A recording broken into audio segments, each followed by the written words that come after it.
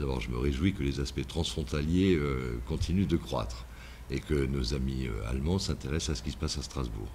Et je souhaite que les Strasbourgeois s'intéressent autant que les Allemands à ce qui se passe à Kiel, y compris sur le port et ailleurs, et que nous soyons là-dessus simplement des citoyens européens, je dirais, à dépasser le cadre frontalier pour s'intéresser à notre environnement.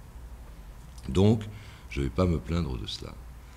Je sais qu'il y a en Allemagne une sensibilité, et particulièrement, je dirais, dans ce secteur, une sensibilité très particulière sur ces questions.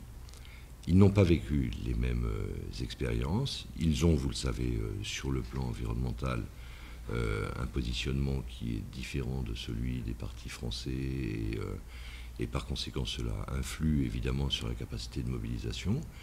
Et ils sont, je crois, peut-être sur les aspects environnementaux plus habitués que nous à débattre de ces questions.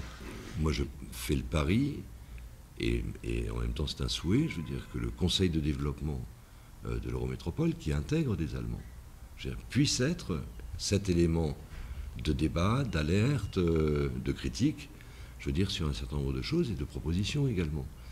Et le fait d'avoir un Conseil de développement transfrontalier avec dans sa feuille de route la transition énergétique, l'aménagement du territoire, enfin toutes ces questions, je veux dire, devraient permettre effectivement d'être mieux outillés, mieux armés, je veux dire, par rapport à des débats qu'on n'a pas l'habitude de pratiquer en informant du côté allemand.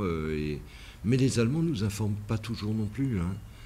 C'est assez réciproque. Lorsque le maire de Kiel, ancien maire de Kiel, décide de construire un très grand centre commercial, on le découvre après, quoi, hein, quand les choses sont largement lancées. Donc on n'est pas dans cette pratique d'un territoire partagé et débattu en commun.